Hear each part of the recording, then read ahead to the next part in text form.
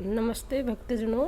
आज मैं ताने श्रावण उत्तरती यानी शुक्ल पक्ष की और पुत्रदा एकादशी की बात ताने मैं बताऊंगी। तो अपन सबसे पहले तो देवता ने नुआ देना चाहिए हो, फिर या वस्त्र दे दो, फिर आप या फूल चढ़ा दो और या तुलसी चढ़ा दो, फिर यो फल फ्रूट चढ़ा दो, मूली रोली से सबकी पूजा कर लो, यो दूध दही से और सबसे आप इन्हें पूजा कर लिया। अब बताने श्रावण उतरती एकादशी नहीं या 27 अगस्त ने और दीतवार ने या एकादशी को व्रत है। तो मैं एक ही कथा थान पढ़ के बता दी हूँ।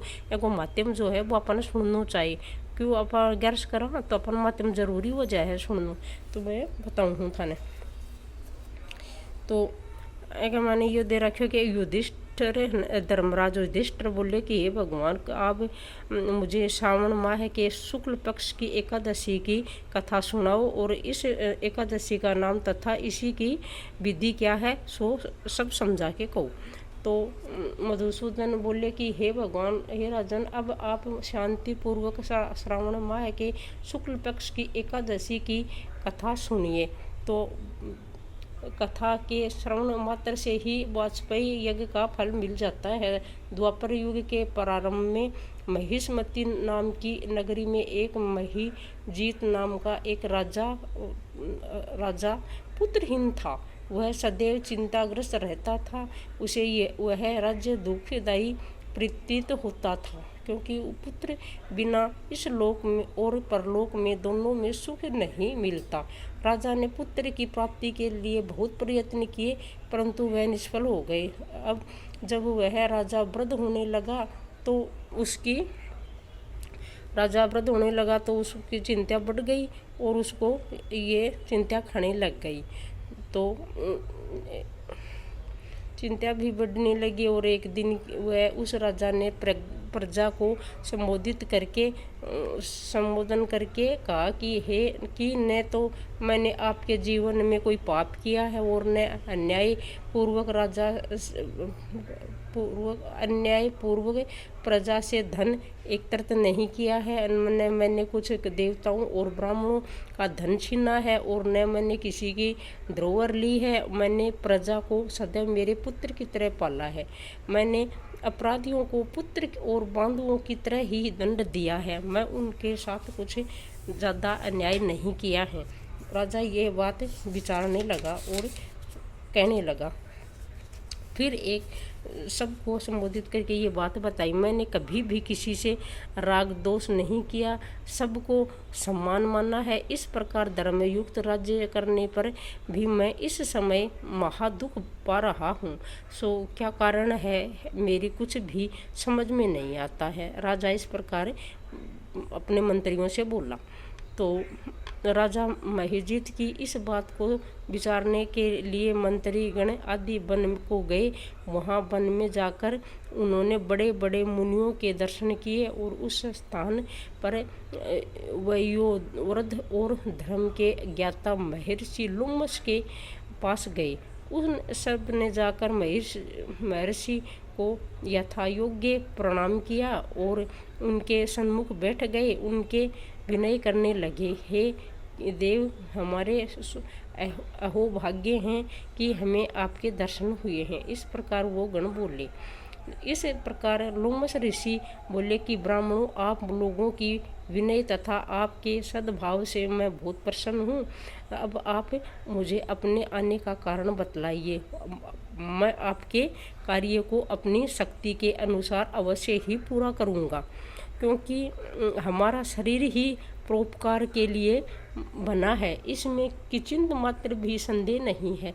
लोमस ऋषि की ये सब वचन सुनकर सब बोले कि हे महर्षि, आप हमारी समस्त बातों को जानने योग्य ब्रह्मा से भी अधिक हैं। महिष्मती नाम की पुरी में एक महाजीत नाम का एक राजा धर्मात्मा राजा है। वह प्रजा को पुत्र की तरह ही पालन करता है और धर्म अनुसार पालन करता है, परंतु फिर भी वह पुत्रहीन है। तो आप बताओ, धर्मात्मा है, वह प्रजा कि पुत्र की तरह अनुसार है ना पालन करता है, परंतु फिर भी वह पुत्रहीन है। इससे वह अत्यंत दुखी रहता है। हम लोग उस राजा की प्रजा हैं, क्योंकि राजा का यह कर्तव्य है कि राजा के सुख में सुख आने और उसके दुख में दुख आने में हमको उनके पुत्रहीन होने का अभी तक कारण प्रतीत नहीं हुआ है। तो कृपया आप बतलाइए। तो जब से आपके दर्शन आप पुत्रहीन होने का कभी कारण प्रतीत नहीं हुआ, अब आप जब से आपके दर्शन करे हैं, हमको पूर्ण रूप से विश्वास है कि हमारा कष्ट अब अवश्य ही दूर हो जाएगा।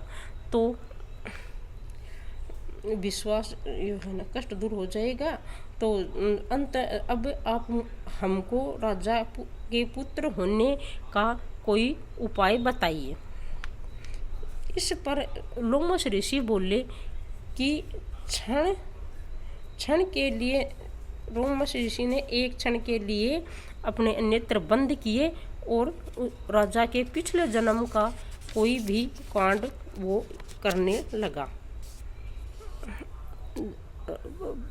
पुत्र को राजा को पिछले जन्म का कारण सब वह आँखों का मायने करो और वह ध्यान करो। तो विचार करके बोले कि हे ब्राह्मणों, ये राजा पिछले जन्म में अत्यंत निर्धन था तथा मतलब बहुत गरीब, पूरे कर्म किया करता था। बुरा कर्म करेड़ा ही तो यही हो है ना।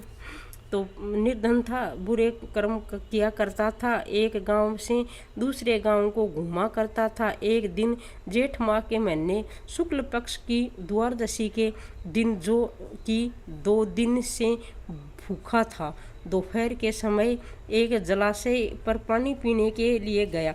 उसी समय की एक ब्याई हुई गाय गो जल पी रही थी।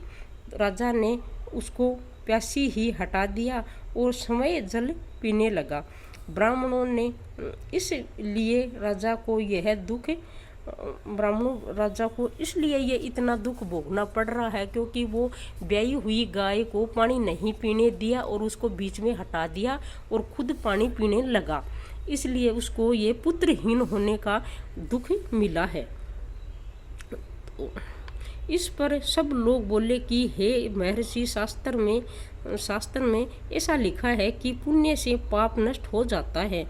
इसलिए कृपा करके आप राजा के पूर्व जन्म के पाप नष्ट होने का कोई उपाय बतलाइए, क्योंकि इस पाप के क्षय होने से पुत्र रत्न की उत्पत्ति होगी। ब्राह्मणों के ऐसे वचन सुनकर लोमश ऋषि बोले कि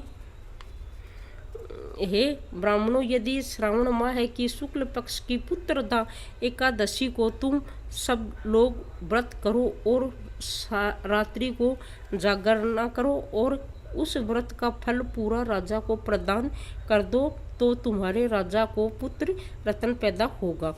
मंत्रियों सहित समस्त प्रजा महर्षि लोमश ऋषि के वाक्यों को सुनकर प्रसन्नतापूर्वक अपने नगर को वापिस आए और सब लोगों ने श्रावण माह के शुक्ल पक्ष की एकादशी पुत्रदा को लोमश ऋषि की आज्ञा अनुसार विधि पूर्वक व्रत किया और द्वादशी को उसका फल राजा को दिया। उस पुण्य के प्रभाव से रानी गर्भवती हो गई और उसको 9 महीने पश्चात एक सुंदर तेजस्वी पुत्र रत्न उत्पन्न हुआ। हे राजन, इसलिए इस एकादशी का नाम पुत्रदा पड़ा है। जो मनुष्य पुत्र रत्न को प्राप्त करना चाहते हैं, उन्हें इस एकादशी का विधि पूर्वक व्रत करना चाहिए। इस प्रकार इस व्रत के प्रभाव से लोक परलोक में सुख और परलोक में भी स्वर्ग मिलता है। ये अपना पुत्रदा एकादशी की कथा अपना खई हाँ और विधि पूर्वक अपने यो व्रत करनो है और सभी ही करो भाई। जैसे पुत्र की प्राप्ति नहीं है तो प्रभाव था, जो मनुष्य इस व्रत को विधि पूर्वक करता है तथा रात्रि जागरण करता है, इसके समस्त पाप नष्ट हो जाते हैं और अंत स्वयं स्वर्ग को जाते हैं। एकादशी की कथा के श्रवण मात्र से ही यश्वमेघ यज्ञ का फल मिल जाता है। हे महाराज, एकादशी माता जिसो बहन ने दियो ने फल, राजा ने पुत्र रतन को इसो माने भी दिए। अब भगवान का नारियल जरूर चढ़ावे और भगवान की कथा जरूर सुने। और हे भगवान, जय हो जय हो जय हो। तो आप या कथा कर ली हाँ एकादशी की, तो यो माता मैं तुम सुना दियो हूँ। और इन्हें पुत्रदा एकादशी है ये दीतवार ने सुबह ही, तो अपने यो व्रत बहुत ज़रूरी करनो है। आजकल को जमानो खराब है, टाबर माँ बाप को खणो ही कौन माने, तो अपा ये है एकादशी पुत्र की हुए है, तो उन्हें अपा व्रत करके हाथ जोड़ा है भगवान का आगे कि भाई माने जो हमारा सामने जो हमारा पुत्र हैं वह मारो खैणो मानो, हमारी आज्ञा के अनुसार काम करो, वह आपने भी देखभाल करें।